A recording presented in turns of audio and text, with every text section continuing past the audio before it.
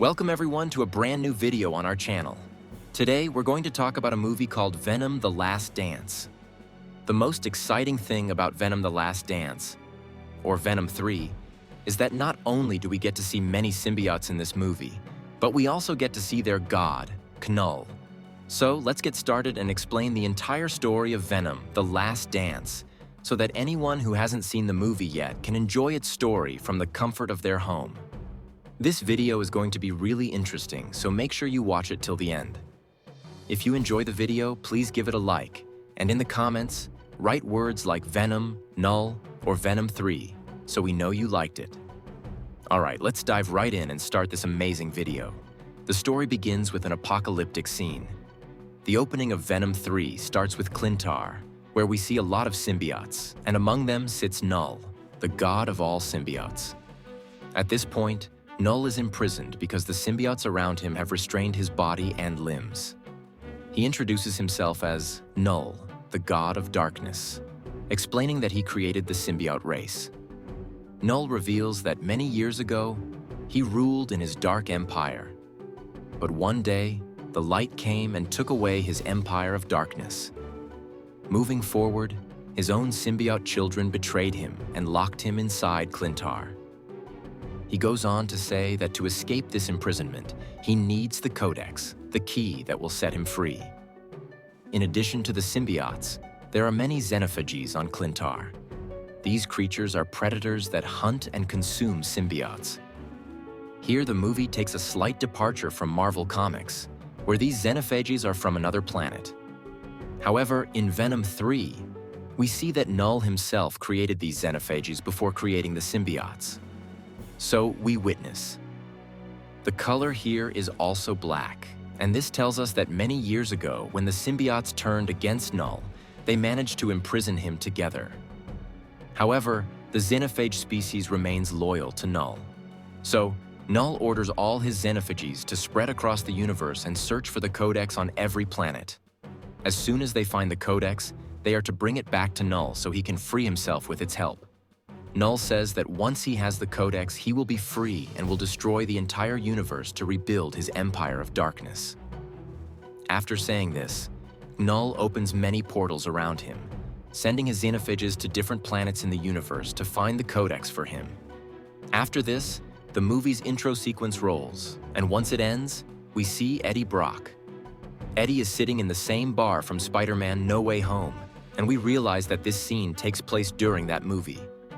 Here, Eddie is trying to learn about the MCU heroes. He also hears from the bartender about a villain named Thanos, who wiped out half of the universe's population for 5 years. Shortly after this, we see Eddie Brock and his Venom symbiote start returning to their own universe as Doctor Strange casts his spell. Back in their own universe, Eddie and Venom realize they're in the same spot they were in the MCU world, the bar in Mexico. And even the bartender looks the same, except he has longer hair in their universe. When Eddie arrives, Venom extends multiple arms out of Eddie's body to make him a drink. The bartender notices Eddie's extra arms coming out of his body, but Eddie then spots a news report on the bar's TV. The news is reporting the death of a detective named Patrick Mulligan and the police suspect. The news reports that Eddie Brock is suspected of killing Patrick Mulligan, and the police are actively looking for him. Hearing this, Eddie realizes it would be dangerous to return to San Francisco since the police would likely arrest him there, making it difficult to prove his innocence. Venom then asks Eddie what he plans to do next, to which Eddie replies that he'll head to New York.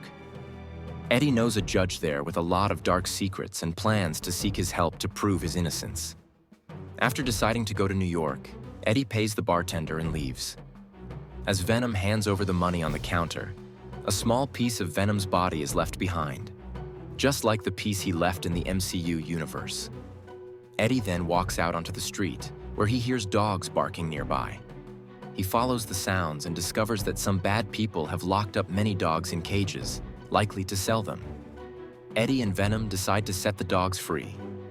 Just as they're about to free the dogs, 3 men, the ones responsible for caging them, arrive. Eddie warns them to leave and release the dogs, saying he won't harm them if they cooperate. However, The men ignore Eddie's warning and open fire on him. In response, Venom emerges from Eddie's body, and for the first time in this movie, Eddie fully transforms into Venom. Venom quickly frees all the dogs and then attacks the villains, ultimately biting off their heads. Afterward, Eddie reverts to his human form, freeing the remaining dogs before leaving the scene. Eddie leaves and continues on his way, but we notice that a Genophage, one of the creatures sent by Null, appears on the building behind him. However, Eddie doesn't see the Genophage and keeps walking. Meanwhile, far away, a mysterious man is monitoring Eddie. The CCTV cameras on the road Eddie is walking on capture his footage, and the mysterious man watches Eddie through this surveillance. We don't see the man's face, but he comments that Eddie is out in the open now, so it's time to capture him. This mysterious man then calls General Rex, instructing him to capture Eddie. From this conversation, we understand that this man knows a lot about both Eddie Brock and Venom. Soon after, we see General Rex, who heads to the bar where Eddie and Venom had been. He questions the bartender, who tells him about the strange man with many arms, reaching out for things with his long limbs. Hearing this, General Rex orders his team to sedate the bartender and take him along. His team follows orders, putting the bartender in their vehicle. General Rex also picks up the small piece of Venom's symbiote left on the counter. The scene then shifts, and we are introduced to a woman named Dr. Pennsylvania. We learn that Dr. Penn works at Area 51, a highly secure facility rumored to research aliens and alien-related subjects. In this movie, it is shown that all the symbiotes captured on Earth are kept at Area 51. Soon after, General Rex arrives at Area 51 to meet Dr. Pennsylvania. This reveals that General Rex also works for Area 51. He brings with him the small piece of Venom's symbiote he collected from the bar, and General Rex gives Dr. Penn the small piece of Venom's symbiote so she can research it. Shortly after, Dr. Penn leads General Rex to a room where a man, revealed to be Patrick Mulligan, is being held. Though previously thought dead, Patrick is alive, having been resurrected through a bond with a symbiote. This reveals that, in Sony's Spider-Man universe, a symbiote can revive a dead host. Patrick suddenly stands up, approaches the glass in the room, and starts speaking to Dr. Penn and General Rex. However, it becomes clear that it's not actually Patrick speaking. It's the symbiote inside him. The symbiote warns them of an impending threat and explains about Null, the god of darkness and the creator of all symbiotes. The symbiote reveals that many years ago, all symbiotes worked together to imprison Null. But now he seeks freedom. To do so, he's looking for the Codex, a powerful artifact that could help him break free. The scene shifts, and we see Eddie Brock as Venom, clinging to an airplane as it flies toward New York City. But suddenly, a Genophage locates Venom and lands on the plane, initiating a fight. During their battle, the Genophage sees the Codex embedded in Venom's neck, but Venom manages to escape by jumping off the plane and deploying a parachute, saving Eddie. Once they land, Eddie asks Venom about the creature that attacked them and why. Venom explains that it was a Genophage sent to retrieve the Codex. When Eddie is still confused, Venom begins to explain their entire history, starting from their creation by the god Null. Venom explains to Eddie that Null, the god who created all symbiotes, also created the Genophages, like the one that attacked them. Long ago, the symbiotes imprisoned Null in a place called Clintar, but now he wants to break free, and he needs the Codex to do so.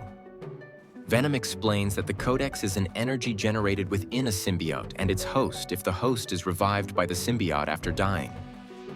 Eddie realizes this might be a problem, but initially believes he's safe since he's never died.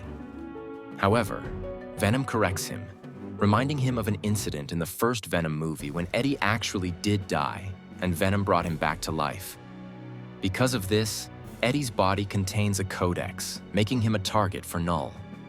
Venom warns Eddie that Genophages can only detect the Codex when Eddie is fully transformed into Venom, as it makes the Codex visible around Eddie's neck, emitting a signal that Genophages can trace. To avoid detection, Venom decides he'll avoid fully transforming Eddie, as doing so would attract the Genophages, who would then attempt to kill them and deliver the Codex to Null, freeing him. As Eddie and Venom continue on their journey, they come across a horse.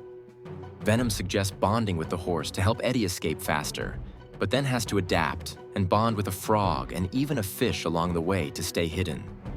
However, when no other options remain, Venom fully bonds with Eddie to protect him. This full transformation, however, alerts a Genophage to their presence, and it rapidly closes in on them. The Genophage eventually tracks Venom down, but when General Rex's team sees it, they panic and start shooting at the creature. Taking advantage of the chaos, Venom quickly merges with Eddie's body, allowing them to escape both General Rex and the Genophage. Eddie then moves forward through the jungle and meets a man named Martin, who is traveling with his family, his wife, and 2 kids. Martin offers Eddie some food and shares that he's headed to Area 51, as he's always dreamed of seeing aliens. Eddie realizes that Martin is a kind and innocent person, so he asks Martin for help. Martin agrees to drive Eddie to New York City before continuing his own journey to Area 51 with his family. After arriving in New York, Eddie changes his clothes to stay hidden and heads to a casino where he unexpectedly runs into Mrs. Chen. Mrs. Chen is thrilled to see him and invites him to her home. Out of excitement, she even dances and encourages Eddie to join. Although Eddie refuses, Venom, unable to resist, takes over and starts dancing in full Venom form. Unfortunately, this transformation allows the Genophage to locate them once again. When the Genophage arrives, Venom quickly retreats back into Eddie, making them undetectable again. The Genophage leaves, but soon after, General Rex and his team arrive, having tracked Eddie as well. They incapacitate Eddie and, using a special device, forcibly extract Venom from his body, trapping the symbiote in a containment unit. They then transport both Eddie and Venom to a laboratory within Area 51. When Eddie regains consciousness, he finds himself inside the lab at Area 51. The scene unfolds with Eddie Brock being shot by General Rex to ensure his demise.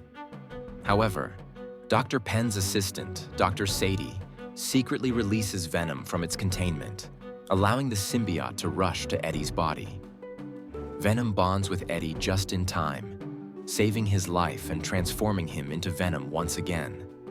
But as soon as Eddie becomes Venom, the Genophage tracks him and breaks into the lab, destroying everything and taking down Rex's men one by one. Seeing this chaos, Dr. Sadie decides to release other symbiotes from their containers so they can help Venom fight the Genophage. As soon as the symbiotes are freed, they bond with nearby people and engage in a fierce battle against the Genophage. However, the Genophage proves to be extremely powerful, even managing to devour some of the symbiotes. Venom seizes this opportunity to hide within Eddie, preventing the Genophage from tracking him, and they escape the lab. Outside, Eddie notices that Martin and his family are nearby. Fearing for their safety, Eddie rushes to them and ensures they get out of harm's way. Meanwhile, inside the lab, the remaining symbiotes start gaining the upper hand against the Genophage. In response, the Genophage lets out a powerful scream, summoning more of its kind through portals that open around them. 4 to 5 more Genophages arrive, overwhelming the symbiotes. Realizing the gravity of the situation, Eddie transforms into Venom once more and joins forces with the other symbiotes to combat the new wave of Genophages. However, the symbiotes, including Venom, begin to falter due to the sheer power of their enemies. Injured and nearly defeated, Venom pulls Eddie aside and tells him that their only chance to win is to face the Genophages together, fully synchronized. Gathering their strength, Eddie transforms into Venom again and charges toward the Genophages, ready for a final showdown. Venom then releases multiple tentacles, binding and merging with all the Genophages around him. He brings them to a place where a powerful acid is stored, a substance so potent it can dissolve anything. Venom's plan is to use the acid to destroy all the Genophages, so just before reaching the acid, he separates Eddie Brock from his body to keep Eddie safe. Venom then plunges into the acid along with the Genophages, and as a result, they are all slowly dissolved by the deadly acid. However, This heroic act also leads to Venom's own demise. Eddie, gravely injured from the ordeal, loses consciousness. Meanwhile, we see Dr. Penn extracting another symbiote from a container, which turns out to be the Scorn symbiote. She bonds with Scorn, transforming into Scorn herself, and then leaves the facility with her assistant. When Eddie regains consciousness, he finds himself in a hospital, where a senior officer from the US military visits him to express gratitude. The officer thanks Eddie for saving humanity from the Genophage creatures, acknowledging that without Eddie and Venom, a major catastrophe would have occurred. He then absolves Eddie of all his charges, allowing him to live his life freely. Eddie begins to live a normal life again, though he deeply misses his symbiote companion, Venom. The movie ends with 2 post-credit scenes. In the first, we see Null, the god of symbiotes, whose face is shown in full as he ominously declares his intent to destroy the entire universe. This scene hints at Null's continued presence and importance in future movies. In the second post-credit scene, we return to the bartender who was previously captured by General Rex and taken to Area 51. He is seen standing outside Area 51, gazing at something with a look of realization. The scene shows that everything around has been destroyed, leaving the bartender confused about what just happened. However, a short distance away, we see a piece of the Venom symbiote, the same fragment that General Rex took from the bartender's bar. This scene ends here, hinting that Venom is still alive in Sony's Spider-Man universe. This tiny piece of Venom's body could potentially grow into a new Venom, likely bonding with the bartender first. But what actually happens remains to be seen in future stories. So friends, that was the story of the movie Venom, The Last Dance.